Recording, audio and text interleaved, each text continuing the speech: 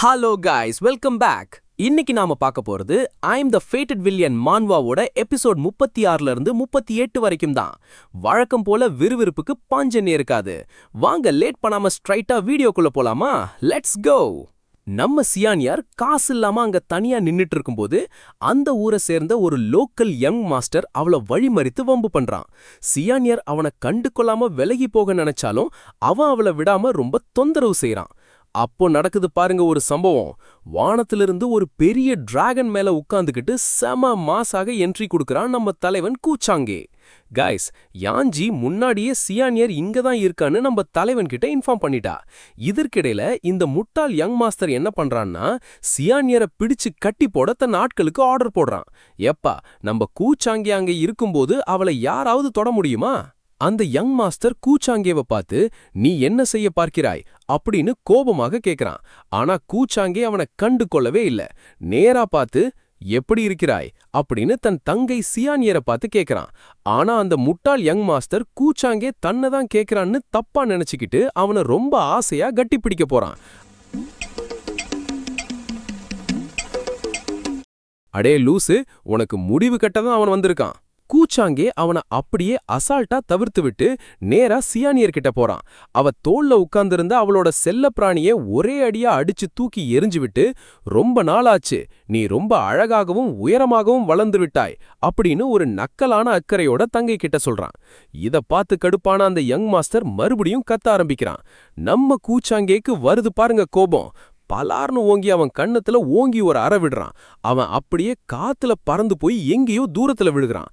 நான் என் தங்கை கிட்ட பேசிட்டு இருக்கேன், நடுவுல குறுக்கிட உனக்கு என்ன தகுதி அப்படின்னு கூச்சாங்கே சிங்கம் மாதிரி கர்ஜிக்கிறான். இத கேட்டதும் அங்க இருக்கிற மக்கள் எல்லாருக்கும் பயங்கர அதிர்ச்சி. ஏன்னா கூச்சாங்கே தன் தங்கையோட டாவோபோனை எப்படி பறிச்சு அவளை கொடுமைப்படுத்தினா அப்படிங்கிறது மேலுலகத்துல இருக்கிற எல்லாருக்குமே தெரியும். இப்போ சியானியரும் செம கோபமாங்கி, நான் உனக்கு தங்கை கிடையாது, நான் உன பழிவாங்கத்தான் வந்திருக்கேன். ஆனா இப்போதைக்கு உனக்கும் எனக்கும் சக்தியில நிறைய வித்தியாசம் இருக்கிறதால நான் அமைதியா இருக்கேன் அப்படின்னு அவன் முகத்துக்கு நேராவே தைரியமா சொல்றா. கூச்சாங்கே அவளை பார்த்து நக்கலா சிரிச்சுக்கிட்டே, நல்லது, நீ புத்திசாலியாக இருக்கிறாய் அப்படின்னு சொல்றான்.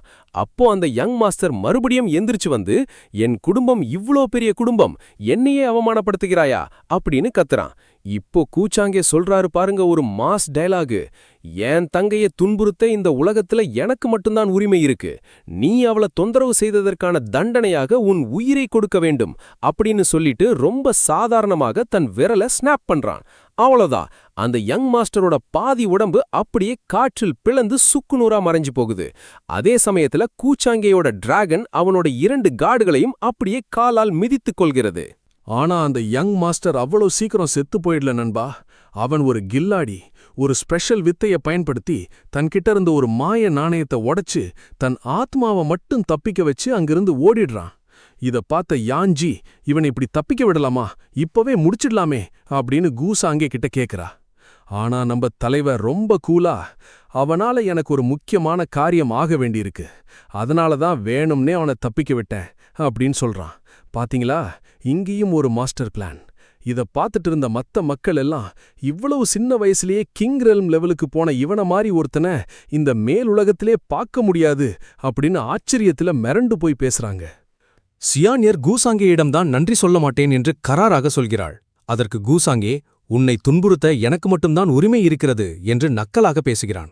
தான் செய்த பழைய தவறுகளுக்காக வருத்தப்படுவதாகவும் அதே சமயம் சியானியர் தன்னை கோபமாக பார்ப்பது தனக்கு மகிழ்ச்சி தருவதாகவும் அவன் கூறுகிறான். சியானியர் அவனை பழிவாங்குவதாக சபதம் எடுக்க அவளை வாழ்த்திவிட்டு கூசாங்கே அங்கிருந்து கிளம்புகிறான். அடிவாங்கிய அந்த யங் மாஸ்டர் டாவோத்தியான் பேலஸை சேர்ந்தவன் என்பதால் அங்கிருந்து வந்த சீடர்களுடன் கூசாங்கே விசாரணைக்கு செல்கிறான்.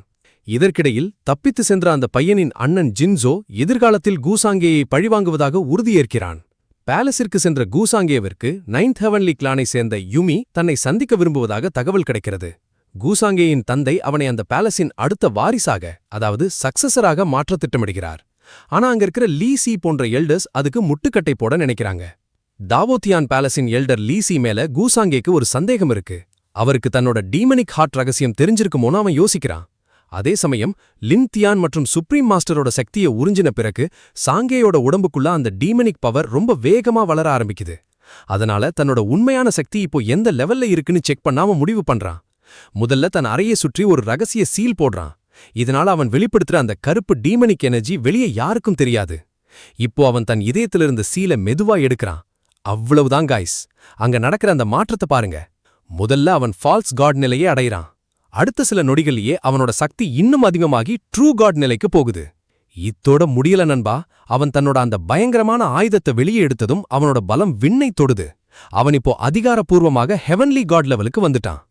இந்த வயசுல இந்த லெவல்ல இருக்கிற ஒருத்தன் நினைச்சா இந்த மொத்த உலகத்தையே எதிர்த்து சண்டை போட முடியும்.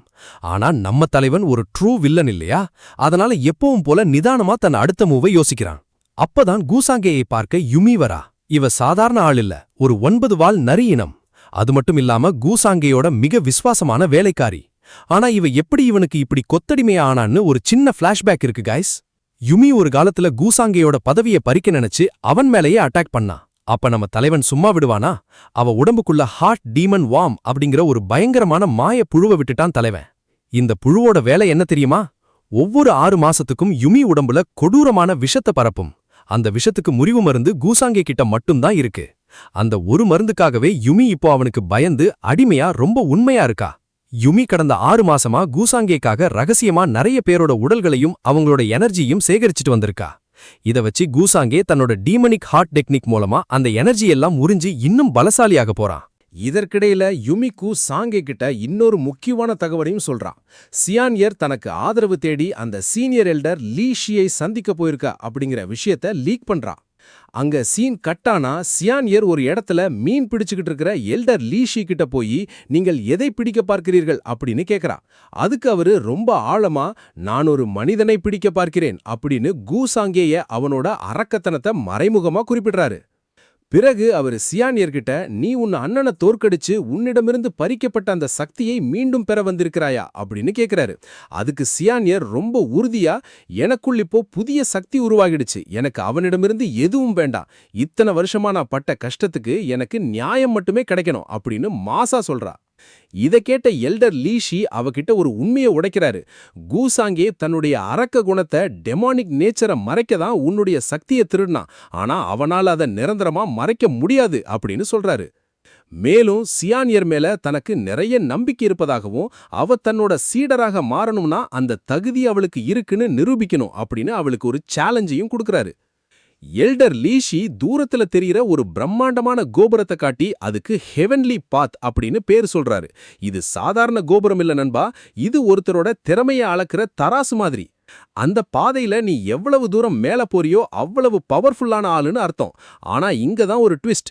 எல்டர் சியான்யர் கிட்ட இந்த இடத்துல பல லட்சம் வருஷமா யாராலையும் முறியடிக்க முடியாத ஒரு மிரட்டலான ரெக்கார்டை நம்ம கூசாங்கே செஞ்சு முதல் இடத்துல இருக்கான். நீ என் சீடராகணும்னா முதல்ல அந்த பழைய ரெக்கார்டை உடைக்கணும் அப்படின்னு ஒரு செம டஃப்பான சேலஞ்சை வைக்கிறாரு. நம்ம சியான்யர் கொஞ்சம் கூட தயங்காம அந்த சேலஞ்சை கெத்தா ஏத்துக்கிறா. அவளோட இந்த துணிச்சலை பார்த்து எல்டருக்கே செம ஹாப்பி. உடனே எல்டர் லீ ஷி தன் கையில இருந்த அந்த மீன்பிடி தூண்டுல வேகமா மேல இழுக்கிறாரு. அப்போ வானத்திலிருந்து சூ ஓனி யான் அப்படிங்கிற ஒரு பிரம்மாண்டமான டிராகன் கீழே வருது. அந்த டிராகன் அப்படியே ஒரு மனுஷனா உருமாறுது. இவனுக்கு ஏற்கனவே சியான்யரை பத்தி தெரிஞ்சிருக்கு. எல்டர் இவங்கிட்ட சியான்யரை அந்த ஹெவன்லி பாத் இருக்கிற இடத்துக்கு கூட்டிட்டு போக சொல்றாரு.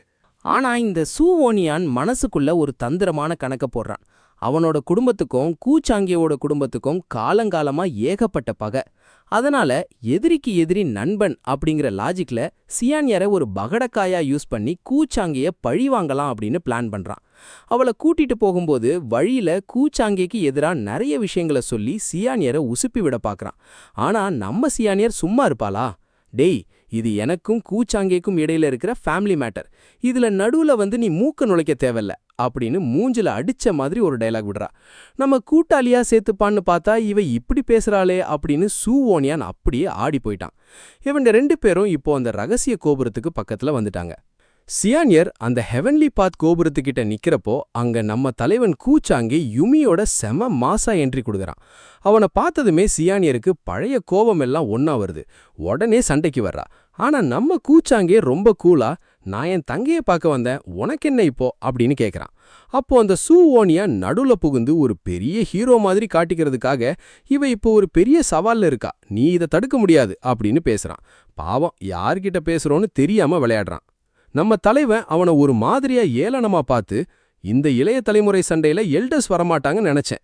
நான் என் தங்க கிட்ட பேசும்போது ஒன்னு குறுக்கிட சொன்னேனா, உனக்கு யார் அந்த அனுமதியை கொடுத்தது அப்படின்னு மிரட்டலா கேக்குறான். சூ ஓனியான் கோவத்துல ரொம்ப ஆடாத அப்படின்னு கத்த, நம்மாளு ஆடுனா என்ன பண்ணுவ அப்படின்னு நக்கலா கேக்குறான்.